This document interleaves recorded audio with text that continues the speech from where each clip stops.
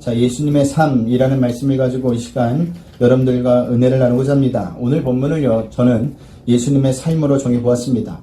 어떻게 보면 오늘 본문의 내용과는 전혀 어울리지 않는 제목 같지만 그렇지 않은 이유가 있는데, 그 이유는 아브라함이 예수님의 삶을 모형으로 보여주고 있기 때문이에요.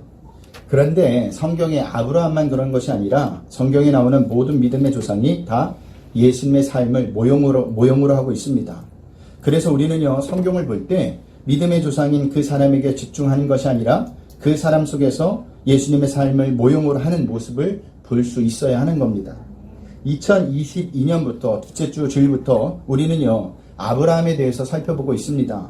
아브라함이 어떤 사람이죠? 그는요, 하나님께서 선택하셔서 하나님의 백성이 된 인물입니다. 하지만 그게 끝일까요? 아니에요.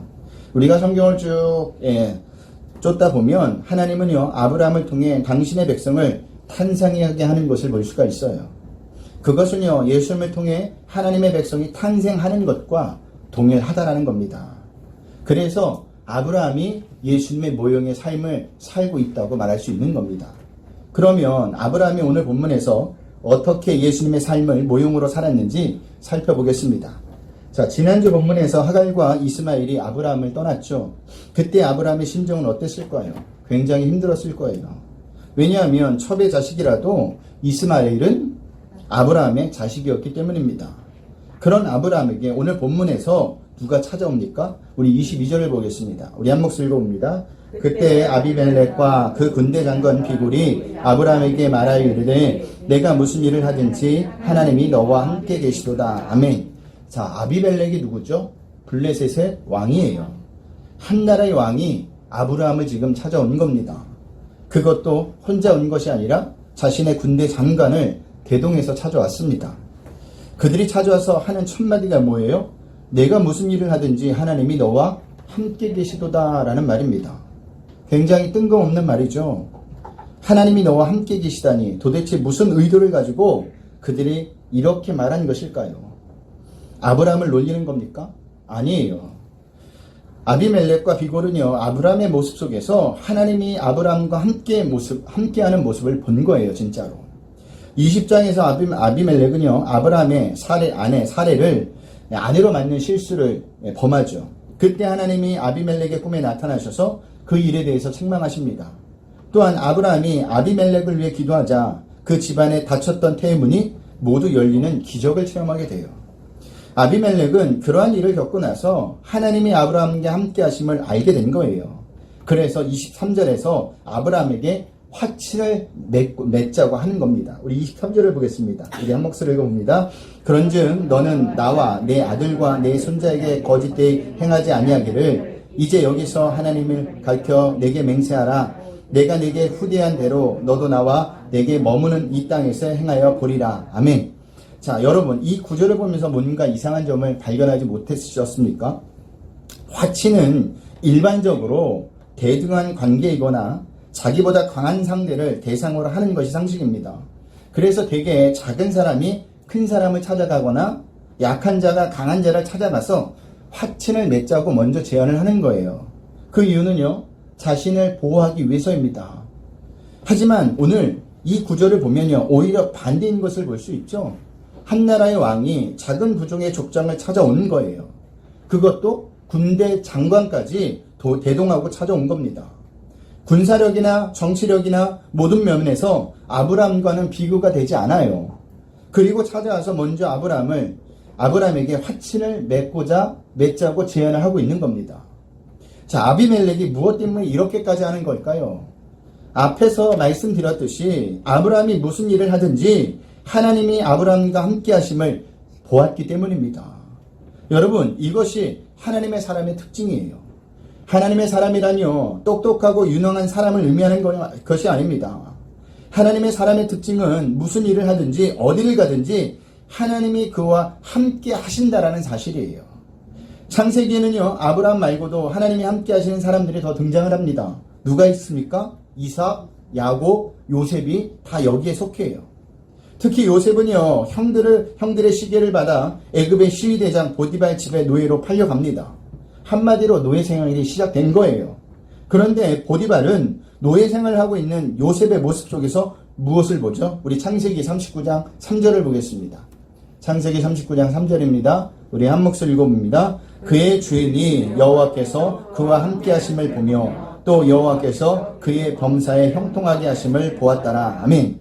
자, 보디발이 무엇을 봤느냐 하면 하나님이 요셉과 함께 하심을 보고 있었다고 합니다.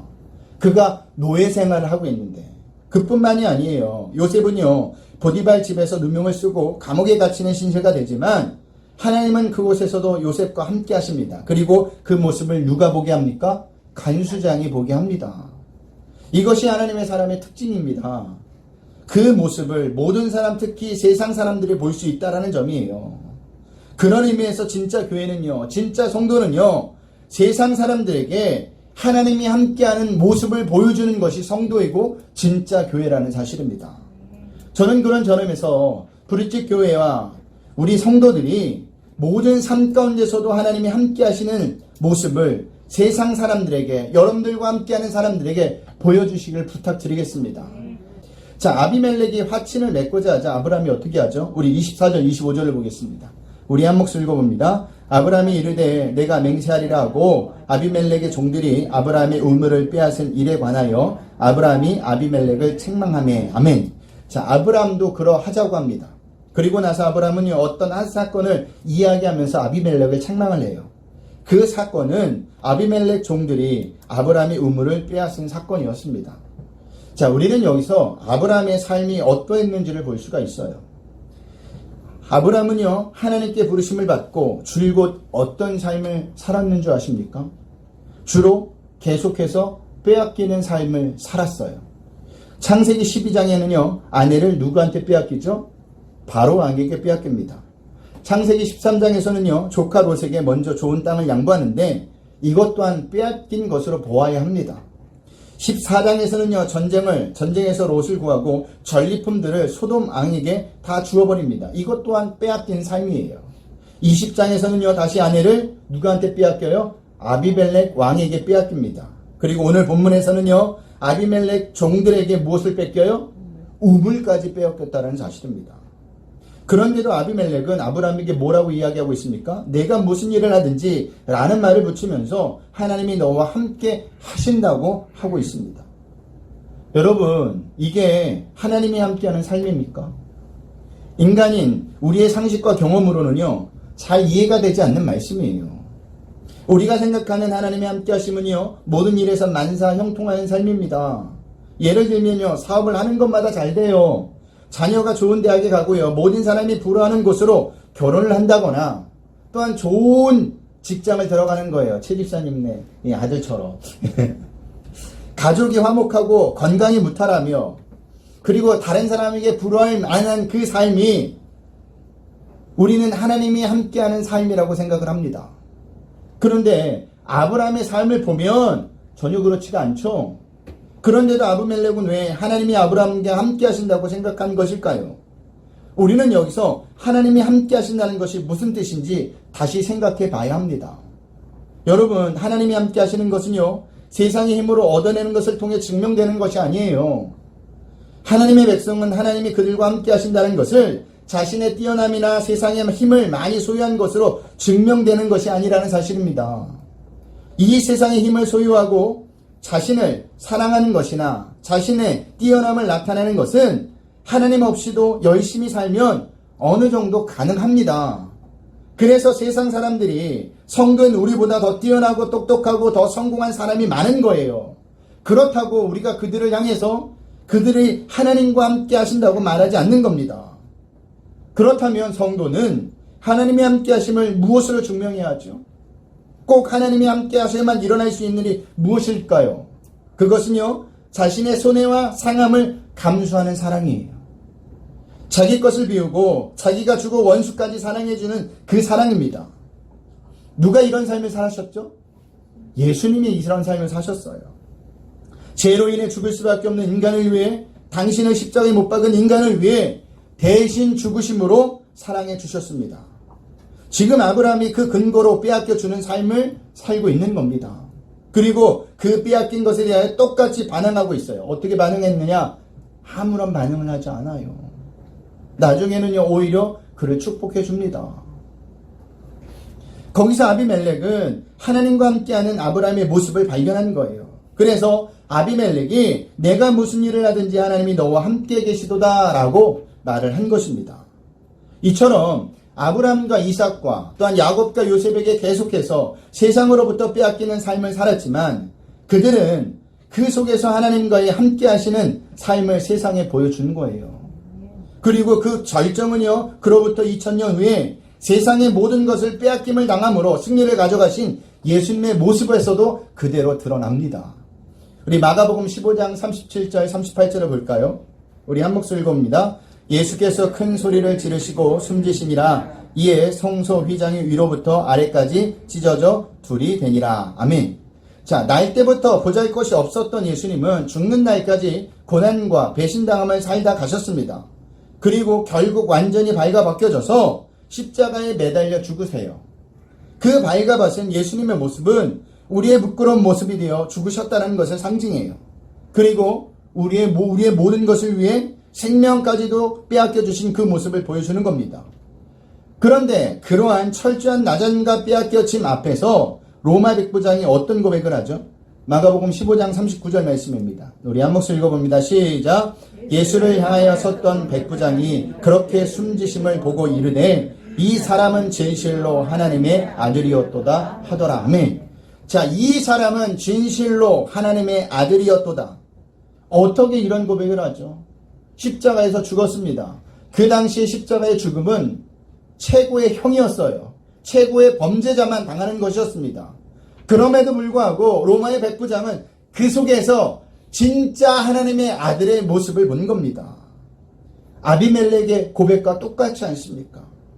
그래서 우리는 아브라함을 예수님의 모형이라고 하는 겁니다. 그렇다면 저와 여러분은 어떻게 살아야 될까요? 이렇게 사셔야죠. 예수님처럼, 아브라함처럼. 하지만 이게 쉽지가 않아요. 내 힘으로 되지 않죠. 우리는 늘 생리적으로 내 이익만을 추구합니다. 지기 싫어해요. 내 것을 더 움켜쥐고 하는 것이 인간입니다. 그렇다고 포기할까요? 아니에요. 방법이 있어요. 그 방법은 초대교회 성도들의 모습에서 찾아볼 수가 있습니다. 우리 사도행전 2장 43절에서 47절을 보겠습니다. 우리 한 목소리 읽어봅니다. 시작. 사람마다 두려워하는데 사도들로 말미암아 기사와 표적이 많이 나타나니 믿는 사람이 다 함께 있어 모든 물건을 서로 통용하고 또 재산과 소유를 팔아 각 사람의 필요를 따라 나눠주며 날마다 마음을 같이하여 성전에 모이기를 힘쓰고 집에서 떡을 떼며 기쁨과 순전한 마음으로 음식을 먹으며 자 하나님을 찬미하며 또 온 백성에게 칭송을 받으니 주께서 구원받은 사람을 날마다 더하게 하시리라. 아멘. 자, 그리고 사도행전 4장 34절 35절 말씀도 보겠습니다. 시작. 그 중에 가난한 사람이 없으니 이는 밭과 집 있는 자는 팔아 그 판 것을 값을 가져다가 사도들의 발 앞에 두매 그들이 각 사람의 필요를 따라 나누어 줌이라. 아멘. 초대교회 성도들은요, 모든 물건을 통용하고 재산과 소유를 팔아 필요한 사람에게 나누어 주었습니다. 다른 말로 이야기하면요, 세상에 힘이 되는 것을 포기하는 삶, 세상이 이해하지 못하는 구별된 삶을 살았다라는 거예요. 그랬더니 어떤 일이 일어났어요? 구원받는 사람이 날마다 더해졌다고 합니다. 한마디로 전도가 되었다라는 거예요. 전도는 이렇게 하는 겁니다. 말로만 예수 믿으세요 라고 하는 것이 전도가 한 것이 아니라 세상 사람들과 구별된 삶을 살 때 예수님과 같이 자기를 배우고 다른 사람을 위해 죽어줄 때 전도가 되는 거예요. 그런데 이들이 처음부터 이렇게 산 것이 아닙니다. 이들은요, 처음에는 예수님을 따라다녔지만 여전히 내 욕심대로 살았던 자들이에요. 제자들만 봐도 그렇잖아요. 예수님이 십자가에서 죽는다고 하시는데도 불구하고 그들은 자기가 어떤 자리에 올라갈지가 더 중요했던 사람입니다. 그런데 어떻게 이렇게 변했느냐? 그것은요, 오순절 다락방에서 성령을 받은 이후부터 달라졌다라는 사실이에요. 그 말은요, 성령이 우리에게 임하시면 우리도 이렇게 살 수 있다라는 사실입니다. 우리의 힘으로는요, 절대로 안 돼요. 주님이 주시는 성령, 주님이 주신 힘으로 가능하다라는 사실이에요. 그렇기 때문에 우리는 날마다 하나님 앞에 나와 내가 성령 충만할 수 있도록 하나님의 말씀대로 살 수 있도록 세상과는 구별되고 거룩한 삶을 살게 해달라고 기도하셔야 한다는 사실입니다. 그래야 우리는 세상과 다름을 보여줄 수 있는 삶을 살 수가 있는 거예요. 예수님이 걸어가셨던 그 길을 믿음으로 걸어갈 수가 있는 겁니다. 자, 아브라함이 아비멜렉의 종들에게 자신의 우물을 빼앗은 일을 책망하자 아비멜렉이 어떻게 반응하죠? 우리 26절을 보겠습니다. 우리 한 목소리 읽어봅니다. 아비멜렉이 이르되 누가 그리하였는지 내가 알지 못하노라. 너도 내게 알리지 아니하였고 나도 듣지 못하였더니 오늘에야 들었노라. 아멘. 몰랐다고 하죠. 근데 정말 몰랐을까요? 제가 볼 때는 분명히 알았을 겁니다. 알았기 때문에 아브라함과 화친을 맺고자 찾아온 거예요. 왜 찾아왔느냐? 가만히 있다가는요, 아브라함과 함께 하시는 하나님께 벌을 받지는 않을까 겁이 덜컥 났던 겁니다. 아비멜렉의 변명 아닌 변명을 듣고 아브라함은 아비멜렉과 언약을 세웁니다. 우리 27절에서부터 31절을 보겠습니다. 우리 한 목소리 읽어봅니다. 아브라함이 양과 소를 가져다가 아비멜렉에게 주고 두 사람이 서로 언약을 세우니라. 아브라함이 7 암양 새끼를 따로 놓으니 아비멜렉이 아브라함에게 이르되 이 7 암양 새끼를 따로 놓음은 어찌미냐. 아브라함이 이르되 너는 내 손에서 이 암양 새끼 7을 받아 내가 이 몸을 판 증거를 삼으라 하고 두 사람이 거기서 서로 맹세하였으므로 그것을 브엘세베라 이름하였더라. 아멘. 자, 아브라함이 아비멜렉과 언약을 세웠다는 것은요, 아비멜렉을 아브라함이 용서하였다라는 의미입니다. 그것도 모자라 어떻게 합니까? 양과 소를 나눠줘요. 어떻게 이럴 수 있느냐고요? 그게 성도예요. 성도는요, 용서해주는 자이며 더 나아가 자비를 베푸는 자입니다. 왜 이래야 하는 겁니까? 그것이 예수님께서 걸어가신 길이기 때문이에요. 예수님은요, 당신을 십자가에 못 박은 자들을 용서해 주셨습니다. 그리고 더 나아가 그들을 구원해 주시기까지 하는 자비를 베푸셨다니까요. 성도는요, 예수님께서 걸어가신 길을 믿음으로 따라가는 자들이에요. 그렇기 때문에 우리 또한 용서하는 것이고 자비를 베푸는 겁니다. 오리를 가지고 왔는데 몇 리를 가야 돼요? 10리를 가야 되는 겁니다. 겉옷을 달라고 했는데 뭐까지 줘야 합니까? 속옷까지 내어주는 사람이 되어야 하는 거예요. 그게 성도라는 겁니다. 자, 아브라함은 또 무엇을 합니까? 7 암양 새끼를 따로 구분해 놓습니다. 아비멜렉이 왜 그렇게 하는 이유를 묻자 7 암양 새끼는 내가 이 유물을 팠다는 증거라는 것입니다. 아브라함이 이렇게 한 이유는요, 아비멜렉의 종들이 우물을 빼앗은 일이 있었기 때문이에요. 그러니까 아브라함이 우물을 팠다는 증거를 확실히 해두고자 한 것입니다. 그러면서 그 우물의 이름을 브엘세베라고 선언을 합니다. 자, 그 뜻은요, 7개의 우물, 맹세 우물이라는 뜻인데 여기서는 맹세 우밀이라는 뜻에 더 가깝습니다. 자, 아브라함과 아비멜렉은 우물에 대한 맹세를 한 다음 어떤 행동을 하느냐? 우리 32절서부터 33절을 보겠습니다. 다 같이 읽겠습니다. 그들이 브엘사바에서 언약을 세우매 아비멜렉과 그 군대 장관 비골은 떠나 블레셋 사람의 땅으로 돌아갔고 아브라함은 블레세바에서 에셀나무를 심고 거기서 영원하신 여호와의 이름을 불렀으며 아멘. 자, 아비멜렉과 군대 장관 비골은 돌아갑니다. 아브라함은 맹세 우물에 에셀나무를 심고 하나님의 이름을 부르죠. 성경에서 여호와의 이름을 불렀으며 라는 표현은요, 하나님께 공식적으로 예배를 드렸다는 관용적인 표현입니다.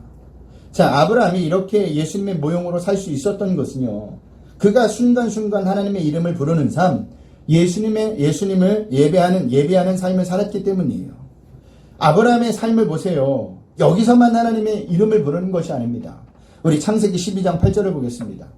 창세기 12장 8절입니다. 다 같이 읽겠습니다. 거기서 베델 동쪽 산으로 옮겨 장막을 치니 서쪽은 베델이요 동쪽은 아이라. 그가 그곳에서 여호와의 제단을 쌓고 여호와의 이름을 부르더니 아멘. 창세기 13장 4절도 보겠습니다. 그가 처음으로 제단을 쌓은 곳이라 그가 거기서 여호와의 이름을 불렀더라. 아멘. 자, 아브라함은 가는 곳마다 하나님의 이름을 불렀습니다. 예배했다라는 거예요. 그런데 아브라함이 하나님께 어떻게 예배했을까요? 예배가 영어로 뭐죠? 어제 잘 때 우리 사모님에게 물어보니까 생각나는데 생각날 듯 안 난다고 이야기를 하더라고요. 예배가 영어로 뭐예요? 여러분도 생각날 듯 하면서 안 나시죠? 워십입니다. 워십. 다 이제 맞다 그런 표정을 지으시는데 이 단어는요, 월스와 쉽이라는 합성어입니다. 그 뜻은 어디에다 가치를 두고 사는가라는 의미예요.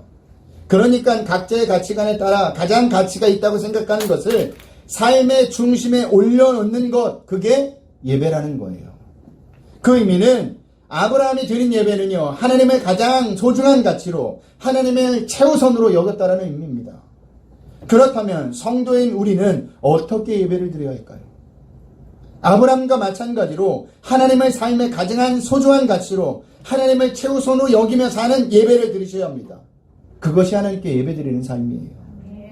그런 의미에서 여러분은 하나님의 삶의 가장 소중한 가치로 최우선으로 여기는 삶을 살고 계세요. 하나님의 삶의 가장 소중한 가치로 최우선으로 여긴다면, 여기는 것은 하나님보다 중요한 것이 없고 하나님을 만나는 것보다 급한 것이 없다라는 사실입니다. 근데 우리는 하나님을 예배한다면서도 하나님보다 중요한 게 많아요. 하나님보다 급한 게 너무 많아요. 그건 하나님이 내 삶의 중심이 아니라는 거예요. 소중한 분이 아니라는 거예요. 성도인 여러분들에게 부탁드립니다. 하나님을 삶의 가장 소중한 가치로 하나님을 최우선으로 여기는 삶을 사세요. 그게 진짜 성도예요. 제가 늘 이야기하잖아요. 다 여기 있다고 성도가 아니라고요. 다 여기 있다고 천국 백성이 되는 것이 아니라고요. 다 여기 있다고 구원받는 것이 아니라는 겁니다. 저는 잘 몰라요. 하지만 여러분들이 손을 얹고 한번 생각해 보세요. 내가 정말로 하나님을 최우선으로 생각하는 삶을 살고 있는지, 하나님보다 급한 것이 또 있는지, 하나님보다 더 중요한 것이 있는지 생각해 보셔야 한다는 사실입니다. 만약 하나님이 나에게 가장 중요하다면 잘 가고 계시는 거예요. 근데 하나님보다 더 중요한 것이 나에게 있다면 빨리 돌이키셔야 한다는 사실입니다. 34절을 보고 말씀을 마치겠습니다. 우리 34절을 보겠습니다. 다 같이 읽겠습니다. 그가 블레셋 사람의 땅에서 여러 날을 지냈더라. 아멘. 자, 그런데 아브라함이 어디서 여러 날을 지냈다고 합니까? 블레셋 사람의 땅입니다. 그것도 잠깐 산 것이 아니라 여러 날이에요. 오랫동안 살았다는 의미입니다. 어떻게 살았을까요? 하나님을 예배하며 살았어요. 그곳에서. 이것이 우리에게 주는 중요한 메시지예요. 아브라함은 하나님을 예배하며 세상과 격리된 곳에서 살지 않고 블레셋 사람들과 더불어 살았다는 겁니다. 그곳에서 하나님의 사람으로서 세상의 힘을 쫓아 살아가는 것이 아니라 하나님의 자녀답게 살았다는 거예요. 그래서 교회들이 세상의 중심에 들어와 있는 겁니다. 속속 들어와 있는 거예요. 그 속속 들어옴으로 인해서 그 속에서 다른의 삶을 보여주고 있는 겁니다. 성도인 우리 또한 세상에 살지만 세상과는 구별되는 삶, 하나님을 예배하는 삶을 사셔야 돼요. 일주일에 한 번 교회 온다고 와서 1시간 예배 드리는 것이 전부가 아닙니다. 주일날 와서 1시간 하나님의 이름을 부른다고 해서 예배하는 삶을 살았다고 말할 수가 없는 거예요. 세상에 나가서도요, 우리는 여전히 하나님의 이름을 부르며 사셔야 합니다. 하나님을 삶의 가장 소중한 가치로 하나님을 최우선으로 여기는 삶을 사셔야 돼요. 어디서요? 세상에서. 그런 사람만이 예수님께서 걸어가신 길을 믿음으로 걸어갈 수가 있는 겁니다. 그런데 이게 쉽지 않죠. 저도 쉽지 않아요. 그렇기 때문에 우리는 날마다 하나님 앞에 기도할 수밖에 없는 거예요. 예배하는 삶을 살 수밖에 없는 거예요. 하나님의 이름을 부를 수밖에 없는 겁니다. 왜요? 그 삶은 내 힘으로 사는 삶이 아니니까 하나님께 도와달라고, 은혜를 베풀어 달라고 하나님을 붙드는 거예요. 그러면 하나님이 살아갈 수 있는 힘을 주신다니까요. 목숨을 내놓는 그 일까지도 우리가 한다니까요. 순교는 아무나 하는 것이 아니라고 하는데 누가 할까요? 하나님이 그 마음을 허락하고 붙들어 가는 자만, 하나님이 그 인생의 주인 되는 자만 할 수 있다라는 사실입니다. 우리가 제자들의 모습을 보면서 알잖아요. 예수님과 3년 동안 있을 동안 그들은 예수님과 먹고 자는 동고동락을 했지만 하나도 변한 것이 없었습니다. 근데 성령을 받고 나서, 성령을 받았다는 것은 예수님이 나의 삶의 주인으로 들어온 그 후부터 그 인생들이 달라졌다라는 겁니다. 그러니 우리의 삶 가운데도 나는 지금 할 수 없지만 하나님 내 안에 들어오셔서 나를 주장해달라고, 나를 이끌어달라고, 당신의 백성으로 살아달라고, 또한 그렇게 살 수 있게 해달라고 기도하셔야 한다는 사실입니다. 한마디로 이야기하면 하나님 나에게 은혜를 베풀어달라고 기도하셔야 하는 거예요. 그럴 때 우리는요, 주님이 주신 힘으로 이 세상에서 예수님께서 걸어가신 길을 걸어갈 수가 있는 겁니다. 절대 우리의 이름으로는 안 돼요. 그러니 한 주간도 하나님의 이름을 부르며 하나님만을 예배하는 삶을 사시는 우리 브리치교회 성도님들의 시길 주님의 이름으로 부탁드리겠습니다.